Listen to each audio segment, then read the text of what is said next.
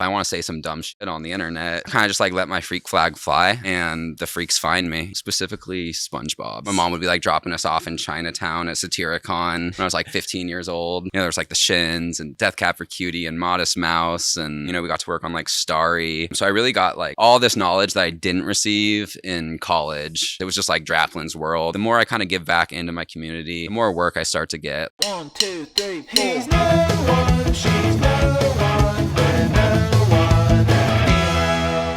So we're rolling. We're technically rolling. Technically, here. okay. Thanks for joining us. Yeah, thanks for having me. Have you ever been on a podcast before? I was on a podcast that never aired, actually, Nice. last summer. Yeah. Well, depending on how this one goes. Yeah, we'll see. Hopefully it'll air. Yeah. It's probably going to be me. It won't be you. Yeah. But we'll ease into things. Take Get it you slow. comfortable. Take it slow. We could start off with some questions. Tell me your deepest, darkest secret. Something like yeah. that. But no, thank you so much for joining us today. This is my first time hosting on the podcast, so I'm stoked to have you on it. I've known you for a little while, so it'll be comfortable, friendly, sound like I've been well researched. But yeah, super stoked. For those of you who don't know me, I'm usually behind the camera, running engineering, producing, mixing the sound, making it sound good. Trevor's the mastermind behind all the research usually, but it was fun to kind of dive into getting to know who Hank is. So welcome to the Co-Pro podcast, Hank. Yeah, thanks so much for having me. It's good to be here. Well, thank you so much for joining us today. Just a quick background into Hank. He has his own one-stop shop, Hank Makes. He works with business owners and agency partners to create brands that shine. When Hank's not getting down with design, you can find him cooking it up in the kitchen. You recently told me you've been diving deep into restructuring your yard. Yeah, big gardener. Yeah, big gardener. We'll get into that. And socializing with friends and family, playing some music. Hank holds a bachelor degree in graphic design from California College of the Arts. He's previously worked at agencies such as Halo Interactive, Studio Mega, and now he's his own boss. And I think he's pretty boss. Yeah, thank you. Yeah. Did I do you justice? Yeah, you Okay, did. cool. You did. So you and I first met 4 years ago, I think it was. And it's kind of funny. We were working on probably the most corporate of corporate projects. Yes. Yeah. Yeah, a website for a big corporation. Yeah. And the corporate side of that corporation. Exactly. Yeah. Super, super corporate. I think it was like 180 page website or something like that. Yeah. And it just went on, and they were adding continuous pages. Yeah, I actually don't even think I saw the end of that project. I No. think eventually I took a full-time job elsewhere, and who knows if it ever. I think it still goes on. It's still going on to yeah. this day, and I can only imagine that there are some more changes to come very soon, just with what I've heard is going on. So yeah, maybe we'll tag you back in. Hopefully not. But yeah, it's funny. Like, I saw you over Zoom for probably 2 years, and like I felt like I knew you, but I'd never actually met you in person until like a year ago, which is strange. That's a reality we face. And now these we days. work 5 feet from each other. Literally, he is my desk neighbor, which is really cool. So we get to distract each other from our work on a daily basis. Yeah. But enough of kind of how we met. Let's I kind of want to jump into get to know about you. You're a very creative person. I get to look over at your computer every day, and it looks super rad. But I want to know the backstory of that, kind of what got you there, like even starting from, like your youth. Yeah, like early on. Were you creative and interested in the arts, or Yeah. where did that kind of all? Yeah, I've always out? been creative. I've always been an artist. Nice. Like really early on, I was super into drawing comic books. Oh, nice. Like, I think in a weird way that sort of was like graphic design. I don't think I could have put that name to it in the 3rd grade, but like drawing imagery that kind of paired with story and like messaging. I was almost always like trying to create something humor based, which I think I still carry a lot of in my work nowadays. But yeah, like always been interested in drawing, always been creative. And then that kind of transitioned into music as I reached high school. And I grew up here in Portland, and it was kind of a magical time for music in like, the early 2000s. There's like the Shins and Death Cab for Cutie and Modest Mouse and like Portland was very, very hot. Yeah. And it was really cool to kind of be a part of that. I've noticed you're definitely a pop punk Oh yeah. kind of enthusiast. Like that's your genre of choice. Yeah, I have a playlist called Terrible Songs I Love. And it's just like all my guilty pleasure music from those years. You know, also Blink-182 and Good Charlotte and Fall Out Boy. Well, I have a little bit of a surprise for you. I've prepared something. Oh, yeah? We'll see if I can do it justice. Among my research, I stumbled across something. Oh, the guitar's I'm coming going to play the out. first verse. It's not about me. This is about Hank. Okay. Let's see if I remember the chords. But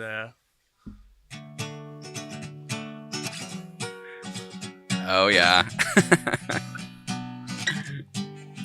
sing along, Hank. So Oh, tell man. my mother That I'll be alright if I Make it through the morning. Make it through the night. I see the bullets, Throwback. no direction when they fly. Hear them as they're passing. Hear them asking why. When all is said And done. we'll have no stars to guide us, no direction when we run. Oh, yeah. How'd I do? Oh, excellent. You know what's so funny is I actually played that song for the talent show in high school. Nice. And I dedicated it to our student teacher, Miss Emily. Cool. And I got in so much trouble. Really? Yeah. Like the they school thought it was was a love not. song. Yeah, the school was not happy. I guess I made her very embarrassed. Oh, really? But yeah. That's so. Did you were like, hey, everyone, this is a song I wrote for Miss Emily? Yeah, it was like 3 days before graduation. Nice. And I just had to profess my love to Miss Emily, who I found out was like much older than me and happily married. Yeah.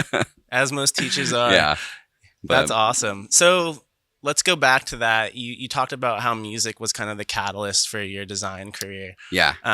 You know, what did that look like early on? Yeah, I mean, you know, it kind of came out of necessity a little bit. We were playing a lot of shows. There were, like, Portland was a great city for all age music venues back then. We were just playing like all over town, you know, even like a couple bars would let us play as long as we were like on stage. Nice. My mom would be like dropping us off in Chinatown at Satyricon when I was like 15 years old. That's awesome. But like we were playing all these shows and we needed flyers, we needed promotional materials. And so I kind of took it upon myself to just start getting into it. And there was like another kid who was a little bit older than us who actually works at Instrument now, I believe.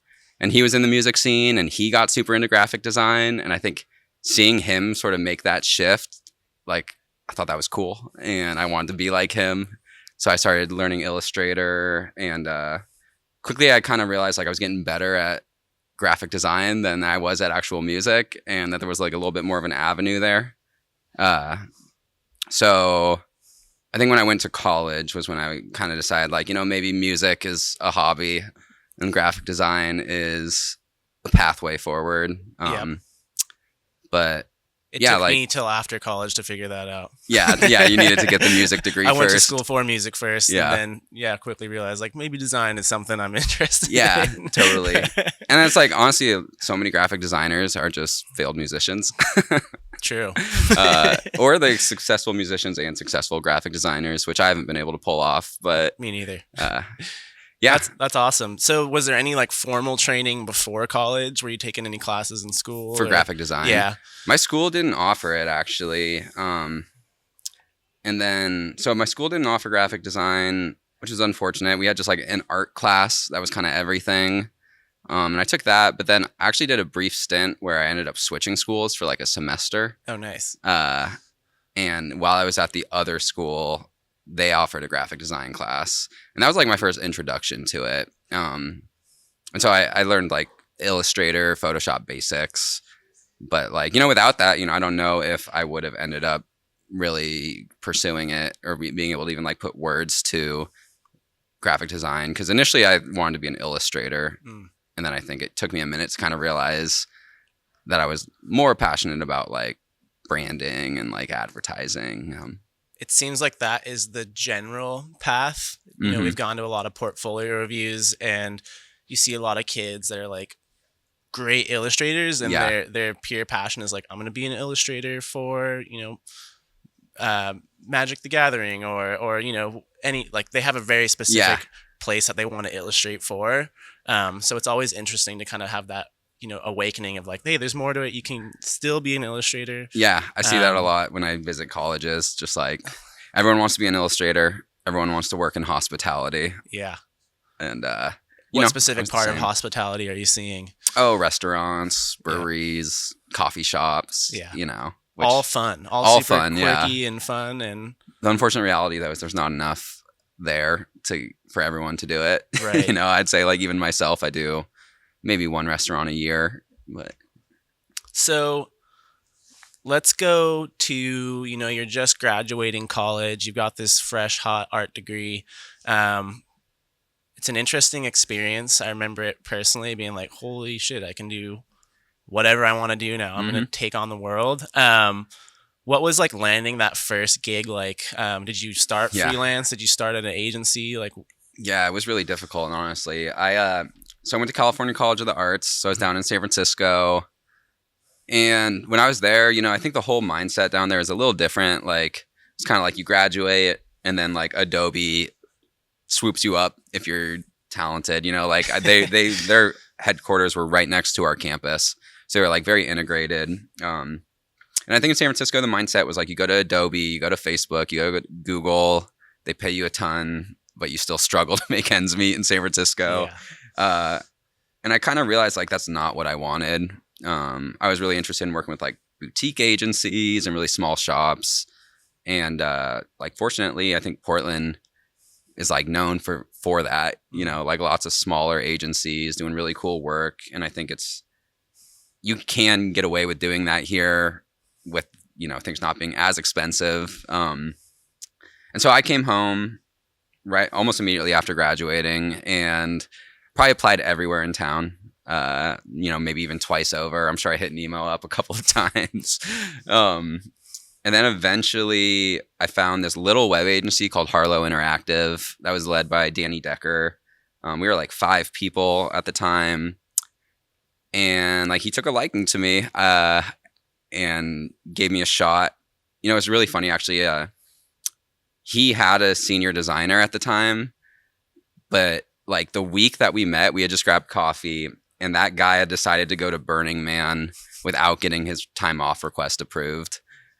I'm sure that's common at Burning Man. Yeah. So it was like all of a sudden he needed a designer and he needed a senior designer was the honest truth. But I was there and he was like, why don't you come try it out? And he gave me the opportunity and he gave me like so much responsibility at 22 years old. It was kind of insane.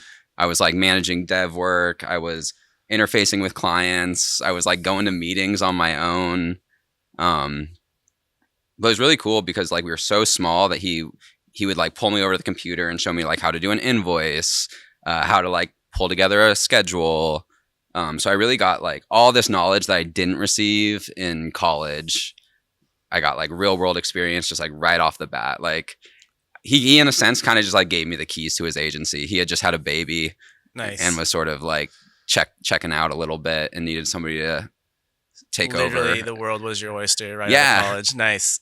Do you think a lot of that kind of helps you out now being, your own boss and totally. having your own one-stop shop? Yeah, I would almost say that's what's differentiated like my trajectory, I think, compared to a lot of designers is very early on, I was kind of shown like how to run a creative business. And, he would talk to me about things like he never paid a contractor more than 1/3 of what he was getting paid because, he had to account for 1/3 of taxes. Then he also had to pull another 1/3 for himself. And just like little lessons like that, I think have like carried on with me throughout. So yeah, it was like an incredible experience. At the end of the day though, after 2.5 years, I was pretty over just doing web design, which is sort of where that story ended. But it was like an invaluable experience. That's awesome. For sure. And then you ended up going over to Mega. Yes. Yeah. So there was a little bit of freelancing in between there, which was cool. I think like I knew I didn't want to do websites anymore. I knew I wanted to kind of like see what other options there were out there. And it was kind of like this period where I thought of it as like I was almost dating. I just like do like a little stint with, that's where I met Nemo. Right. But just going around town, like working with different agencies on individual projects. And like it was just a fun time, like just getting to know everybody in town. And then, like you said, ultimately at the end of that experience, I was on a contract with Studio Mega, who I really admired and like does some incredible work. And they offered me a full-time job, and the market was really good, and I took it. And it was an awesome experience. It was kind of like grad school, sort of how I think about it. Yeah. Yeah. Really getting thrown into those kind of like higher profile projects. Yeah. Seeing like what large scale campaigns are like. Yeah. It's definitely an eye opener. I remember kind of my first experiences here at Nemo and just being like so lost in the process. But now it becomes kind of sort of second nature. Yeah. And I was like the lowest on the totem pole, you know? So I think having like all these like incredible designers above me, especially coming from an agency where I was like one of two designers, and I was more on like the business side of things at Harlow, like going to Studio Mega and not having to manage clients, not having to like even think about like putting together a schedule. It just allowed me to work with designers that were much better than I am and just like learn from them, and be like thrown into all sorts of tasks like environmental design and branding and illustration. So it was a really fun time. And that's the beauty of working at an agency too, right? Instead of going brand side, where, you know, you get to dip your fingers into so many different types of projects and experiences that it kind of crafts a different type of designer. Yeah. Yeah, no, it was like very versatile. And, you know, I also got to see it scale. Like when we started out, when I first got hired at Mega, we were probably 15 people. And then I watched that grow all the way up to like 30 people. And, you know, like there was a little bit of a shift in like the kind of work we did and like the scale of the work we were doing. You know, we got to work on like Starry, the Pepsi brand that's all over. So like formerly known as Sierra Mist. Yeah, right? yeah, they wanted to Gen Z it a little bit. That's good. Starry, yeah. Yeah. Love it. It looks very Gen Z. It's cool. Cool. Yeah, no, so it was really cool just like I think to kind of have like the really small business focused job followed by just like a very creative experience where I was just didn't need to care about the business. You know, the only time in my career actually where I've not really had to think about the business side of the agency. Must be nice. Yeah, it was really nice. It was as an account manager, that's all I think about. So that's not all I think about, but it's very important. Yeah. Well, we don't have to go into details, but you know, eventually, you left Studio Mega. Yeah, I was laid off. Yeah, but you know, which is a reality in the agency world. Yeah, it's just you know you're only as good as your best client, right? So, but you know, I think it wasn't really a negative in your case. It sucks, but you kind of took that, and that was the catalyst that kind of projected you into, you know, starting your own shop. Yeah. Truly going freelance. Let's kind of dive into that and talk about like what that transition looked like. Yeah, totally. I mean, so it was 2023. I'd been at Studio Mega for like a year and a half, and you know, you got the dreaded just random calendar invite. Yeah. And you know, it wasn't just me. They laid off like a good portion of the team. Layoffs were kind of industry wide in 2023. Yeah, it was awful. Yeah. And I was pretty bummed. Like I was really happy there. And I think it was hard for me to kind of envision like what was next, you know, like where do I go from here? I was feeling a little over just like the agency churn, kind of like the idea of going in-house, but something I know about myself is I'm super antsy. And if I'm working on one thing for a whole year, like I'm just going to burn out pretty quickly. So I wasn't really sure what to do, but I did have unemployment, which made it a little easier to kind of take some time to figure it out. And I think like 4 months in, I was at TypeCon. I volunteered because like a buddy of mine was kind of like, hey, you should go. Like there's going to be good people to meet. Like I was interested in getting more into like type design. I volunteered and I was there. And then of course, like Aaron Draplin was set up with his booth outside. And everyone had kind of funneled back into the stadium. And I was like, I'm going to go say what's up to Aaron Draplin. And Portland staple in the design world. Yeah, for those of you who don't legend. Know. Most of you probably know. Yeah. But I hand out toothbrush business cards, which is like kind of just like a random thing. There's not really any reason behind it. But I gave have one and I've used it. Yeah. I got 300 in my drawer over there. But I gave one to Draplin, and in the moment he was kind of like, what the fuck is this? Like, I'm selling toothbrushes. Like, what do you think you're doing? Like, no wonder I haven't sold a single toothbrush all day. It kind of gave me a hard time. We chatted a little bit. He was like, what do you do? And I was like, oh, I just got laid off. And next day he shot me an email and was like, hey, Hank, give me a call. Like, got a couple questions for you. And we ended up working on a project together, a guitar company, which was like a dream come true. Growing up in Portland in the early 2000s, it was just like Draplin's world, whether I knew it or not. Going to Sizzle Pie, going to Exit, Real World Skate Shop. My senior year, I skipped finals and went to Sasquatch Music Festival. And it just happened to be the year he designed it. So it's truly this like surreal experience to work with him on a project. And he kind of just gave me the confidence. He said like, hey, if you want to do this, like, do it. Like, you got what it takes, and no one's going to like treat you better than you'll treat yourself. So I think hearing that from him was sort of what I needed to stop applying for jobs. Oregon also has an excellent program for unemployment, where if you want to start your own business, they'll continue to give you your unemployment benefits without having to go through the motions of finding a full-time job. So like, through kind of just like all these things, this confluence of like all these, the Aaron giving me the confidence to move forward, the state of Oregon giving me the money, I was sort of able to like slowly build up Hank Makes into what I wanted it to be. And like today I'm busier than ever. Like, I see it. Yeah, I see it on a daily basis. Yeah. Yeah. And so it's been really cool. And I think, it's kind of just naturally grown. I don't know that I've ever really had like a plan of like, I want to work with like these people. I want to do this thing.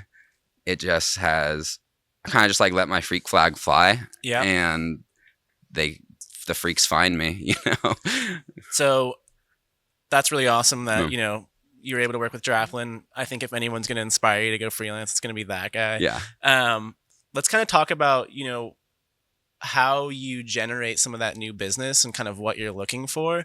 And if you have any kind of advice around like, what projects you want to take and what, how to get more steady work coming through the door essentially as a freelance or an independent studio. Yeah, that's probably the question I get more than anything, honestly. And I don't know that I have like, do this and it will work for you. Mm-hmm. And like the honest truth is like last summer was very slow. The holiday season was very slow. So I think for me, just kind of like anticipating those slow times and, planning a trip and not sitting at my computer going crazy, I've noticed is kind of a necessity. But in terms of just like finding new work, like I've found that one, if I just authentically am myself and put that out there, like I try not to be too marketing-y, try to just kind of treat everybody like they're a friend, and the right people seem to kind of gravitate towards that. But I think it has been,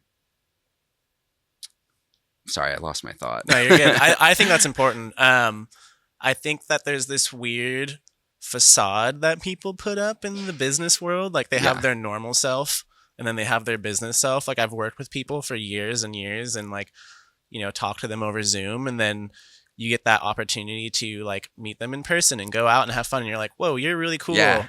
You're not super cool on Zoom. Like, or you're not super cool at work. Like what is up with that? Just be yourself. It's gonna, it's only gonna help you. Yeah. I guess it depends on, but we work in such a cool creative industry, right? Yeah. So let me kind of piggyback onto that question. What are some things that you're looking for in work that you want to take? Because I know you probably get, a bunch of different things when it's not slow. How do you decide like what project that you do want to work on?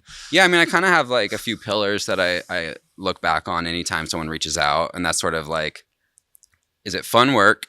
Is it good people? Is it good pay? Mm-hmm.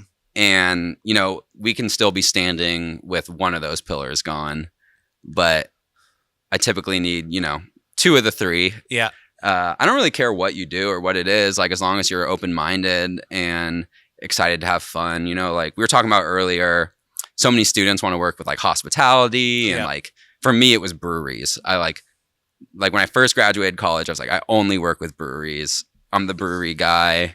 Yep. You know, that's all I do. And then very quickly you learn like, oh, breweries don't want to pay, you know, enough for me to fully do this Yeah, work. the margins aren't just quite there Yeah. for that level of, well, yeah, they do really cool work. A lot of breweries look really cool, but yeah, the margins aren't there. Yeah. And so I think like a big mind shift for me was like, how do I kind of take this brewery approach with anybody? You know, like if I'm going to work with a plumber or I'm going to work with an acupuncturist, I want them to be like the best looking, coolest brewery or acupuncturist in town. You know, I think it's very easy for people to kind of fall into like a category of like, I'm in the wellness category. So our colors are like pink and beige and yada, yada. But for me, like, I think a lot of my clients kind of recognize that I don't necessarily do the traditional thing, which has actually served me really well. Cause it's like, I want to make it like a very vibrant, loud plumber, you know, like I want you to be the loudest plumber on the block. And I think coming at every project or every lead with sort of that mindset of, hey, this is going to be a lot of fun, you know, not only makes it so I have more qualified leads, but it also just keeps me sane. Yeah. So out of those 3 pillars, you mentioned pay, good people, fun work. Yeah. Is anyone like, does anyone hold a precedent over the other? I'd say good people, honestly. You know, if you're a great person and I just enjoy working with you, like I'm never going to put myself in a situation where I'm miserable for money. You know, I think being laid off and just sort of like the whole shift in like my life, I think kind of forced me to refocus kind of what's important to me. And I think I would rather make less money and like work with people who really value the work we're doing than make a ton of money and just constantly be working to kind of meet like an impossible expectation. Like I've noticed I really love working with business owners. Like I'd much rather work with a business owner who has like invested their life savings, like thinks about these things all night, than somebody who's just kind of like clocking into work in the day and they have to like meet with the graphic designer. So you want those like 2 a.m. text messages about, you know, the I'll logo take them, or the color palette. you know, I'll take them and I'll reply to you in the morning. Yeah. But it's kind of part of business ownership. I worked in restaurants for a long time, which I think kind of helped me. Like graphic design sort of is just service industry still. Like you're going to encounter people from all walks of life, all different kinds of backgrounds, all different kinds of expectations. And I think like being able to kind of assess that early on and kind of meet them where they're at is important. Or understand that, hey, this person's expectation is just so out of alignment with like the time and availability I have right now, that maybe I'm better off just like, you know, proposing that they reach out to like an agency team that can meet their needs, you know, because I'm a shop of one. How do you have some of those difficult conversations with some of those more wild asks? Yeah, I think, you know, always having like somebody to recommend. Yep. Like I don't ever really want to just say no to somebody and give them like no reason why. You know, it's a lot easier when I'm busy. If I'm super slow, you know, I have made some decisions that I regret in the long run. You know, projects that last 3 times as long as we had planned for. So it's taken a long time to kind of gauge people and like see the red flags, I guess, like early on. But like I know there are like characters in my head that it's like I know I work well with you, with this kind of person. And usually it kind of comes back down to like where's your passion, you know? Are you as invested in this as you like expect me to be?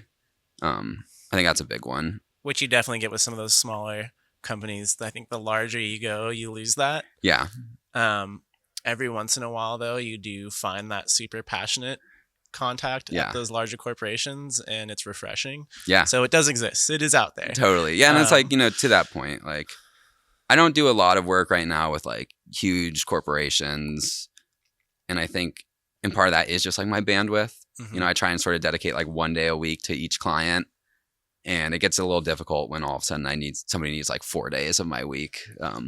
So kind of going back to, you know, your roots here in Portland, how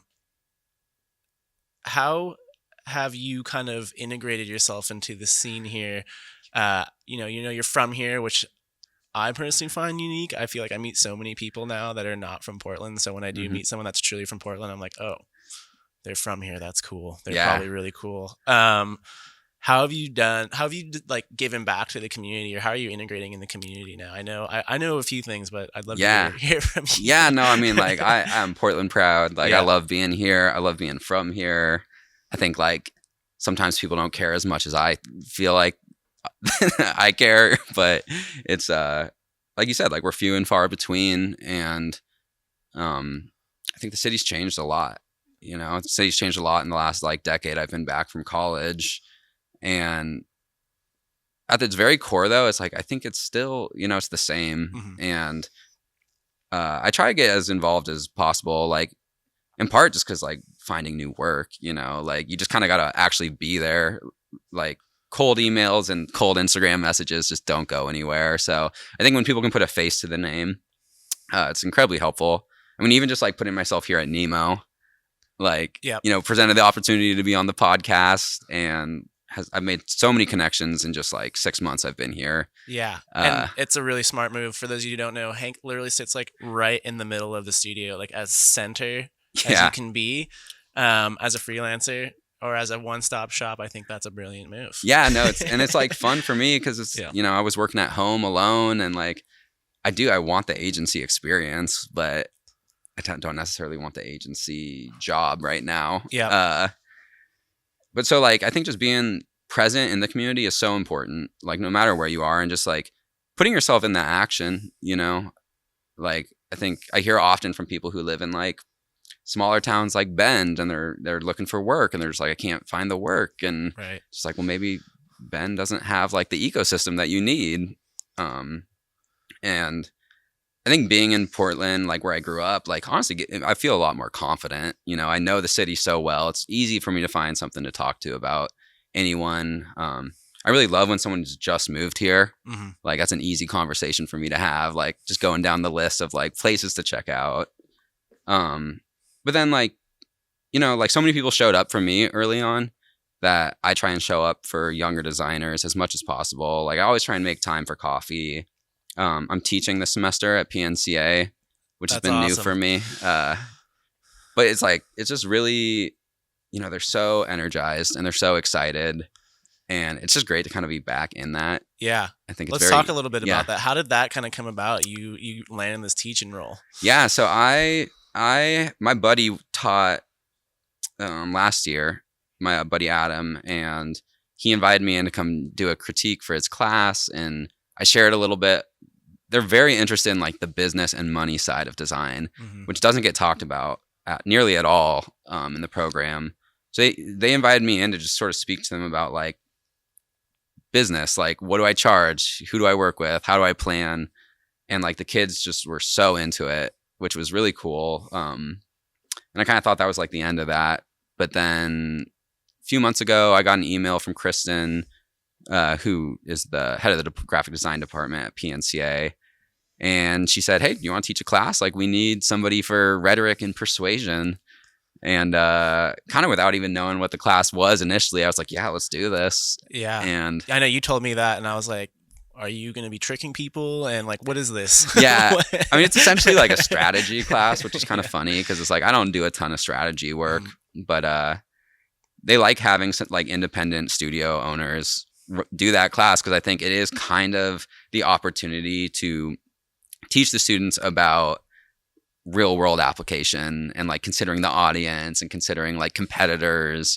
And I bring like so much of my business side to the class, which the students like really appreciate, I found. So like we'll do like a mood boarding project, and then at the end I'll be like, and if this were the real world, like you all just made $500, and it gets them excited. And it's just a conversation that just doesn't come up much for them. Yeah, you don't really get to learn the true process of a creative project until you're working. Yeah. Like they don't teach you that in college. They teach you the tools of how to create and build a portfolio. Yeah. But there truly is a process that you don't learn, and you don't realize like each one of those steps is a money-making opportunity. Yeah. Well, it's so weird that we don't talk about it, because it's like, even if we just go around the room with my students, half of them are charging $20 an hour. And I'm like, you're a junior in college, like you got to think of taxes. You got to think of healthcare.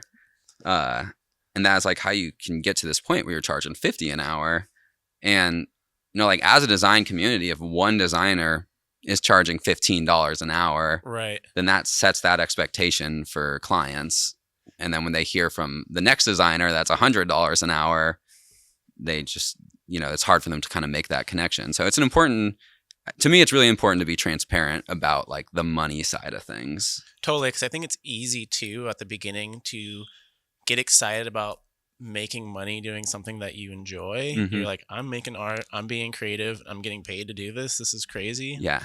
But then you realize like there's something larger than that. Like you could grow it and you could still be making money and making art, but you could be making more money, and kind of contributing to the industry. Yeah. In a better way by charging a better rate. Yeah. And it's just, I think it is just like such a fluctuating number. Like even myself, like if I'm super busy, my rate goes up. If I'm super slow, my rate goes down. And that's the honest truth to just running a creative business. But I think just like making sure that students like know their worth is just like kind of a good first step. And it's just so surprising to me that we just don't talk about money and finance. And yeah, and there's definitely a disconnect in some people you meet. I mean, not that, there's anything wrong with that. Like you mentioned when you were at Mega, you were totally disconnected from the client and the business side of things. And I think for some people that works better than for others. But I definitely think that you will go a lot further when you do understand that other side of the business. It's not just here's the mission, make the art. Yeah. There's more to it. It's kind of right? like, okay, well, why can we not spin off on this another week? Like Totally. That's something I come across all the time where it's like, I really want to give this another day, but like the reality of the budget is like, I can't. Yeah. And just sort of, it helps you like find those constraints, which students, it's just like, I don't think, like you said, like they don't really even think about that. Even if they graduate and go work at like Facebook or a larger corporation, they're not really necessarily thinking about the finances behind it. Totally. Yeah. There's other parameters to just creating cool stuff. There's an art to knowing how to create cool stuff within a budget and in a certain timeline, and also at the same time not burning yourself out. Yeah. There's another thing I want to talk about. Recently you've also become a part of the community in a different way. I think a project led to this. You know what I'm kind of getting at here? You're working on a website for a place that's true to your heart. I call you the Mayor Foster. Jokingly. Oh, yes, the Foster Business Association.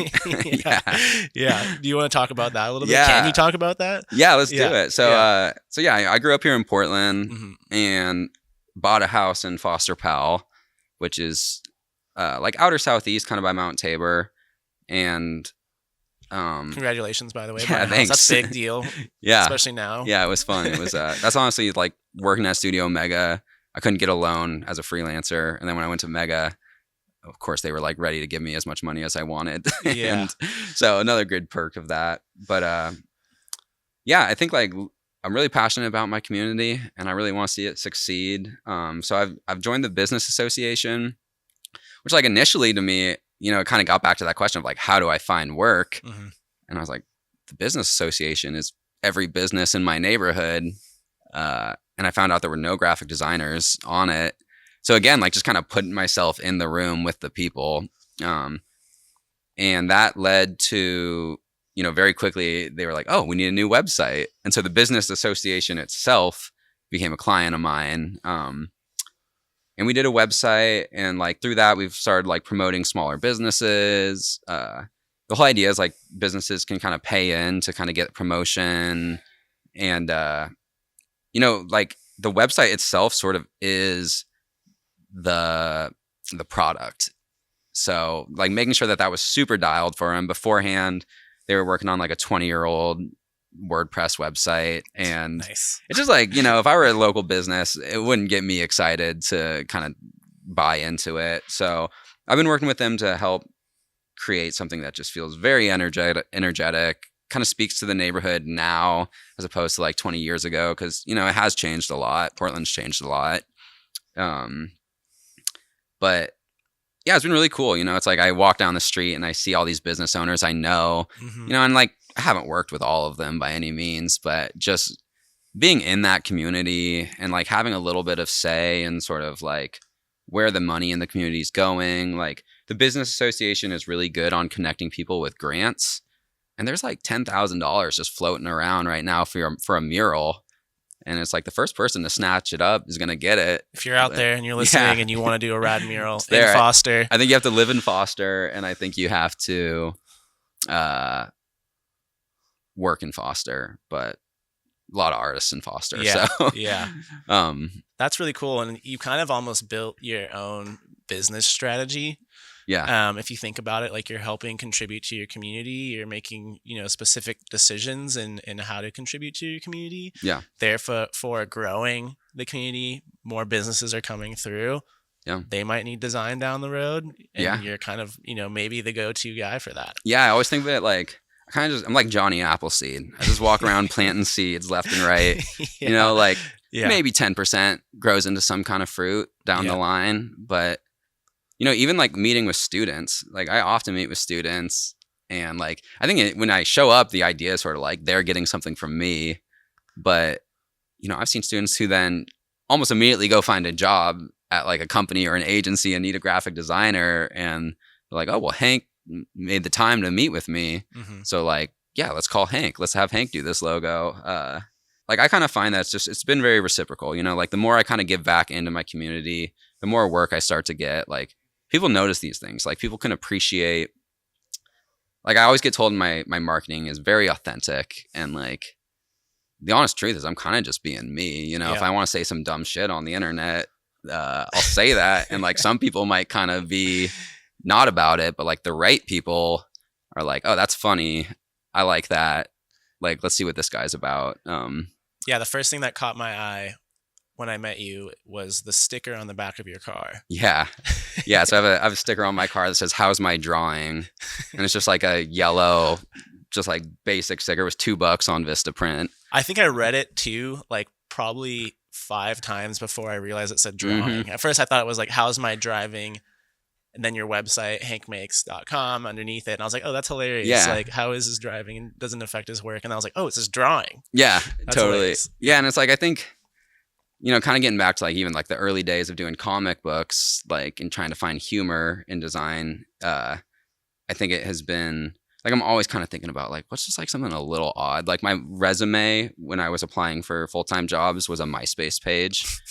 And it was just sort of like, what can I do to like make them look, how can I be the loudest person in the room? And, it works for the right people and it doesn't work for the wrong people. So Goes back to the pillars. yeah, exactly. Yeah, that's awesome. And I think it's super important now too. You see so much kind of regurgitated design and we work in TVC space and you see the same commercial. Yeah. And the ones that stand out are truly unique and truly funny. Mm-hmm. I'm a big YouTuber. I like binge YouTube like no other. Have gone back to watching like these 90s reruns of like Saturday morning cartoons. Like it's literally from like as you woke up at 8 a.m. to like 11 a.m. Really? As you were like a little kid in the 90s. And they have all the old commercials. Yeah. And they were so good back then. Like Yeah. they're kid commercials, like they're Nerf and like Doritos and like Sunny D. And I'm just blown away at like how it's shifted. Yeah. Yeah. It's all, it's all gone very like mono culture-y. Like I was just meeting with a student the other day and it was kind of sad. She was telling me that, well, it wasn't sad. I shouldn't say that, but she was sort of misled by somebody online who was advertising that they were making $14,000 a day as a graphic designer. And like, if you just sign up for their course, you will too. And she was like baffled when I was like, I don't make $14,000 a day. The best designers I know don't make $14,000 a day.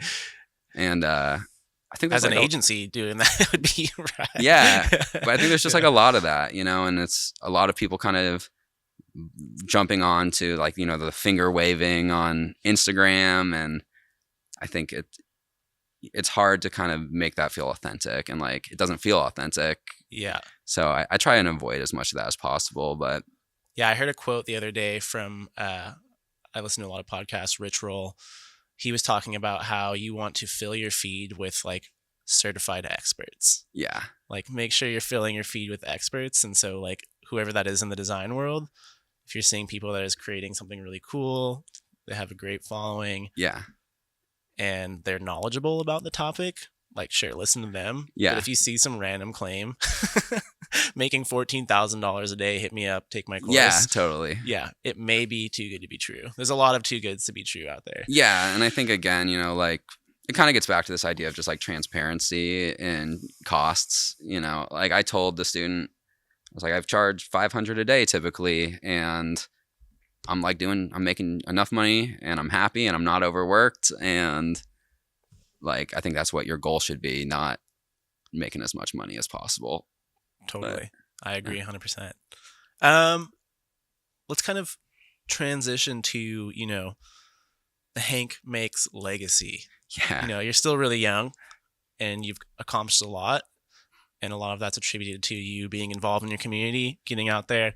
I've met a lot of people randomly that I've asked, or you've come up in conversation and most people know who you are, which is awesome. I think that's really valuable in this world. But kind of the Hank Makes legacy, if you look back at what you've done so far, is there like a project that stands out that you are really proud of, kind of, defines who you are as a designer? Yeah, definitely. I think, honestly, probably one of the first ones I did as a freelancer, this golf brand called Muni Gang. It was sort of the first one where I was like, oh, like I could do this for a lot of people, and like I'd be very happy. It was a golfing brand inspired by John Daly. Mm-hmm. So the whole idea was it was just sort of like cigarette smoking and drinking on the course, and it was the municipal course gang. So, kind of throwing a little bit of shade at like the country clubs, and they caught me at a time where I had nothing else going on, and I just went like gung ho, and they got the deal of a lifetime. But yeah, like that one in particular, I think was sort of where I was like, oh, I could go left where other people are going right, and like make a business out of this. And again, like I think people kind of saw that, and they were like, I want to be the plumber that looks punk rock. I don't want to be like, I want to just be so different for what I do. And I think that was the project where even now today, people come to me and they're like, I want you to do what you did for Muni Gang for us. So that one was probably the biggest. Yeah, and like game changer. I can speak to that. I was diving into your portfolio, and I'm not a golfer by any means. Yeah, I'm not there yet. I think I'm, that's a retired athlete sport. I'm still in the prime of my athletic career. No, I'm just kidding. But it looks really cool. Yeah, thanks. It's like a streetwear meets golf wear. It's a little bit classy, but it's a little dirty at the same time. Yeah. But it's rad. It's cool. I would wear it. Yeah, thanks. Yeah. And that was one where it's like I put myself into it, you know, where I was like, the tagline was shit gear for shit golfers. And, to some that might sort of be like off-putting, like, oh, I don't want to deal with a brand that. But 99% of the community is a shit golfer. Yeah, exactly. But so it was like, I think that was when I kind of started to realize like, oh, I can just be myself and people gravitate towards it. Like you said, like all of a sudden out of nowhere, I feel like people are recognizing me, and I don't know if it was ever like I did anything intentional other than just sort of like putting myself in the room, and just being myself. So for those of you out there that are aspiring to be a designer, what is some advice that you would give them, or like, a lesson that you've learned throughout your career that you think is like your most valuable lesson? Yeah, my most valuable lesson. You've kind of touched on money, Mm-hmm. get paid what you're worth. Yeah. You've touched on work with good people. I'd say be open-minded, like I said, like I was very closed-minded early on. I only wanted to work with breweries, and I just see that a lot where students especially are like, I want to be an illustrator. I want to work with these companies. And I think it's good to kind of have that North Star, but like, don't turn away the things that help you get there. Cause it is like, it's a snowball, if I work with one client, that client might go give my name to 3 other people. And one of those might be a brewery, but I think it's just like about making those connections to kind of get that snowball rolling. And then soon enough, you'll kind of have more connections than you can handle. Yep. But Just keep grinding. Yeah. Keep grinding. Keep grinding. Cool. I'm gonna do kind of a little bit of a quick fire here. Okay. So first thing that comes to mind, favorite design tool. Favorite design tool, Figma. Interesting. Yeah. Okay, I would have thought you would have said Illustrator. No, I'm a Figma man. All right. Yeah. Cool. I mean, I work in Illustrator. I wouldn't like illustrate a logo or an illustration in Figma, but Figma is kind of where it all comes together. Yeah, we're totally just jumping into Figma as the agency at Nemo, and I'm loving it. It's super rad. It's super collaborative, and it's cool. It's free to an extent too. To an extent, yeah, and it's very capable. Yeah, super capable. Way more than like Miro or InDesign. Yeah. Cool. Dream client or project? Nickelodeon, specifically SpongeBob. Anything. If you're listening, anyone out there, Nickelodeon or SpongeBob, hit up Hank Makes. I think he would be perfect for that. Yeah, I was putting advertisements on Instagram in Los Angeles for people interested in Nickelodeon, and never came to fruition. But well, maybe this will lead to something. Yeah. If I meet anyone from Nickelodeon, I'm gonna give him your contact. Yeah, please. I'm the human SpongeBob. Who's your most creative influence? Probably Herb Lubalin, who's like a 1970s type designer. Yep. Very old school, but kind of like a legend in the type world. I've used Lubalin font. Yeah. I think we used it in the Mammoth campaign. That is one of their primary fonts. Yeah, I believe it. Yeah. Any font by Herb is fine by me. It's a rad font. Yeah. Coffee or tea? Coffee with oat milk. What's your go-to in Portland? Go-to coffee shop? Yeah.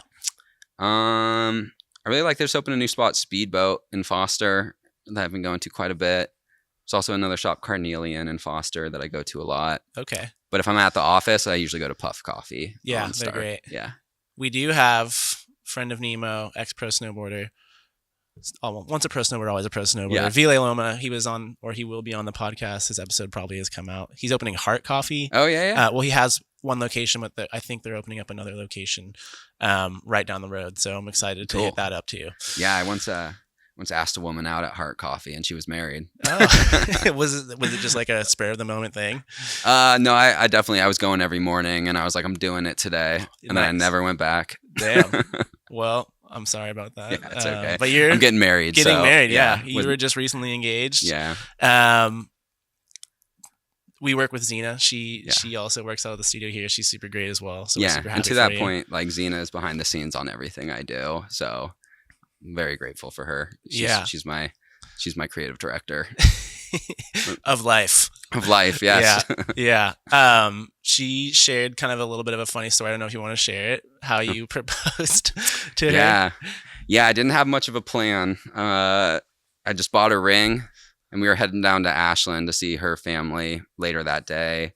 And I'd been wearing this mood ring all week, which I just like found it in the couch or something. But all week I was going up to her and I was like, look, it's like green. Like it means I'm curious. And then so it's like the morning of, we're going down to Ashland. I have the wedding ring in my pocket and I don't really have a plan, but I knew I didn't want to do it in front of like our whole family. So I was a lot of pressure. So I decided it would be a good idea to put the ring on and then go tell her. So I put the ring on. I come back inside. We're in our living room. The engagement ring. And I'm like, look, my mood ring changed. It says I'm in love. And she looks at it and she goes, what is that? Like, you just find that in the car?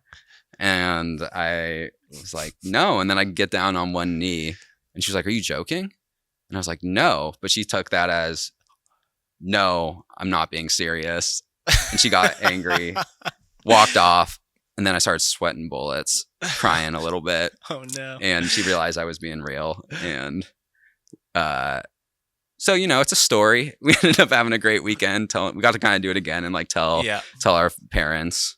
I think it's a great story. I think, anything that's not conventional, especially for you, you're pretty like unconventional in a great way. So we all love the story. I mean, we love you both. So we're very super excited. stoked for you. Yeah, it's going to be good. Well, cool. Before we wrap this up, where can people find you? Yeah, so you can find me at hankmakes.com. I'm also on Instagram at hank_makes. Kind of inactive at the moment. Taking a little break. Yeah. But yeah, I'm kind of looking for new ways to sort of get out there. I think, podcast is an awesome opportunity, but I think I was feeling kind of like under the thumb of Instagram and wanted to kind of see like, how can I do without it for a bit? So. Well, we're super stoked to have you on here. We hope it leads to something great. You're already doing a lot of great stuff. Just a quick thank you from our private reserve that we have here at Nemo Archery Summit. Good friends of ours. Wanted to give you a little thank you gift. So thank you. Hopefully you enjoy a nice Pinot Noir. Yeah, they make some great Pinot Noir. So I love hit Pinot them up. Noir. Hopefully this pairs well with like a nice fish dinner or something. Yeah, I love it. Archery Cool. Summit. Yeah. Cool. Thank you. Well, Thanks for having me. Yeah, thank you.